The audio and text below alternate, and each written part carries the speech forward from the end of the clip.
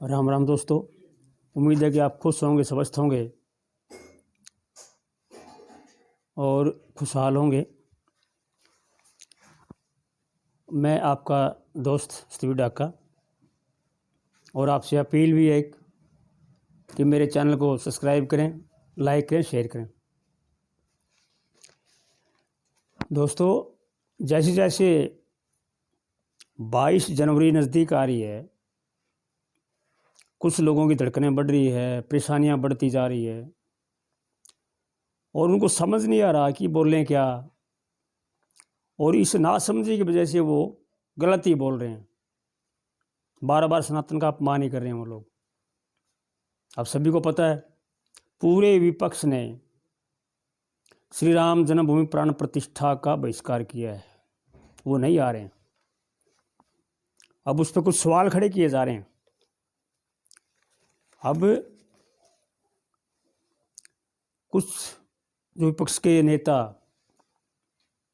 जो सनातन को मिटाने की बात करते हैं, श्री राम को काल्पनिक कहने वाले लोग अब ज्ञान दे रहे हैं कि प्राण प्रतिष्ठा शुभ मुहूर्त में नहीं हो रही है। अधूरे मंदिर की प्राण प्रतिष्ठा नहीं होनी चाहिए। मंदिर से क्या रोजगार मिल जाएगा? अनाप शनाप बयानबाजी वो लोग कर रहे हैं। अब जहाँ तक सवाल अधूरे मंदिर की बात जो कह रहे हैं, जिस गर्भगृह में श्री राम लल्ला विराजमान होंगे, उनकी प्राण प्रतिष्ठा होगी, वो हिस्सा कंप्लीट है और उस कंप्लीट हिस्से में प्राण प्रतिष्ठा हो सकती है। शुभ मुहूर्त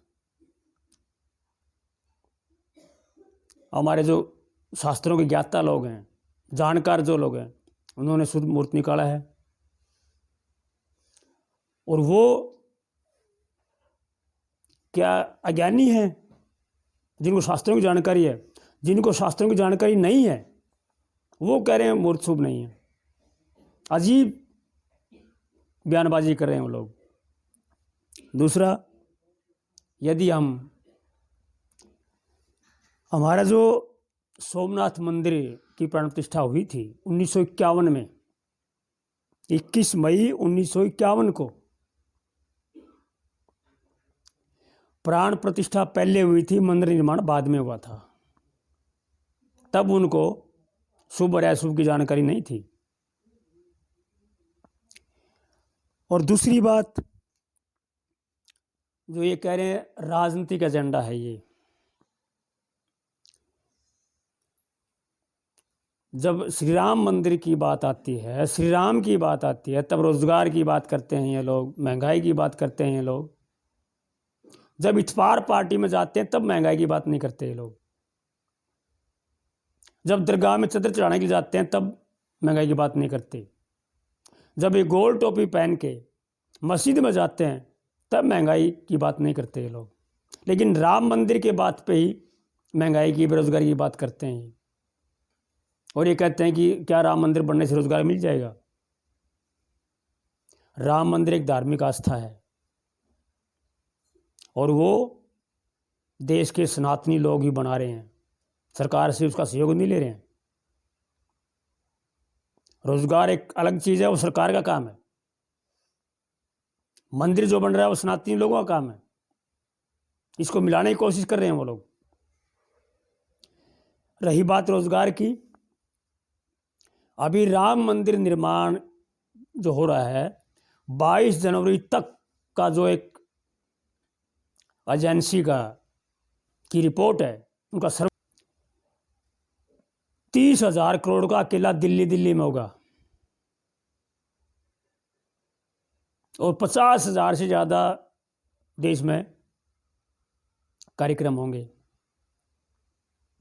और रोजगार किस चीज़ का होगा? श्री राम लिखी हुई टोपियाँ, टी शर्ट, मालाएं, दीप, लड़ी, ये जो चीज़ें हैं, घी, इनकी जो बिक्री होगी ये कारोबार में ही आती है, ये रोज़गार में ही आती हैं। उसके अलावा प्रसाद है, वहाँ जो कारीगर हैं,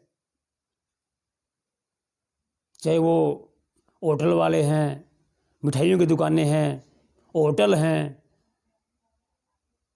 या रिक्शा वाले हैं, ऑटो वाले हैं, उनका भी कारोबार है। ये किसी मस्जिद के आगे नहीं होता इतना कारोबार जितना मंदिर के सामने होता है। और अभी एक अजीब संयोग देखिए आप, कैसे फंस चुके हैं विपक्ष वाले, जो तुष्टीकरण की राजनीति के लिए राम मंदिर का विरोध कर रहे थे। अब इस देश का 74% मुस्लिम वो समर्थन कर रहा है श्री राम मंदिर का, तो कह रहा है कि बनना चाहिए। अब क्या हालत होगी इन लोगों की।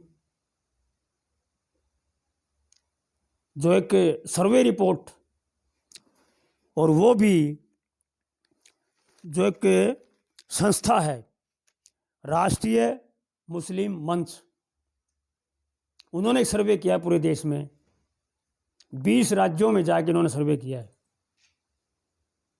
उस सर्वे में बताया कि 74% मुस्लिम भी खुश हैं श्री राम मंदिर से। जो तुष्टीकरण की राजनीति करने वाले लोगों का अब हाल क्या होगा। अब उनके सामने एक समस्या खड़ी होगी, बाइकाट किया था जिस बात के लिए, वो सपने भी शायद उनके पूरे ना हो। और ये 22 तारीख का जो प्राण प्रतिष्ठा कार्यक्रम है, इसी बात को ध्यान में रख के राहुल गांधी कांग्रेस पार्टी ने एक यात्रा शुरू की है। नहीं तो 22 के बाद भी कर सकते थे ये लोग, लेकिन इन्होंने 22 तारीख से पहले शुरू की है। ये सिर्फ प्राण प्रतिष्ठा में विघ्न डालने के लिए है। बाकी सनातनी लोग जानते हैं, पहले भी असुर होते थे, राक्षस जिसे कहते थे, वो जब हमारे आचार्य हमारे संत जब हवन यज्ञ करते थे तो वो उसको उसमें विघ्न डालते थे, हड्डियाँ डाल देते थे, उसमें मांस के टुकड़े डाल देते थे। तो असुर जातियाँ आज भी हैं, आज भी राम मंदिर में विघ्न डाल रहे हैं लोग। कोशिश है इनकी, लेकिन अब ये कोशिश इनकी पूरी होने वाली नहीं है। पहले भी नहीं हुई थी, आज भी नहीं होगी। इनको देश की जनता का सम्मान करना चाहिए था। देश की 140 करोड़ जनता का सम्मान ये नहीं कर पाए अपनी तुष्टीकरण के कारण। देश के सनातन धर्म के लोगों का सम्मान नहीं कर पाए ये लोग, इनकी इच्छाओं का अपमान किया इन्होंने। जो बार बार लोकतंत्र की बात करने वाले लोग, ये राम मंदिर बनना सनातनी लोगों का लोकतंत्र का हिस्सा तो है, लेकिन ये लोकतंत्र उनको नजर नहीं आता।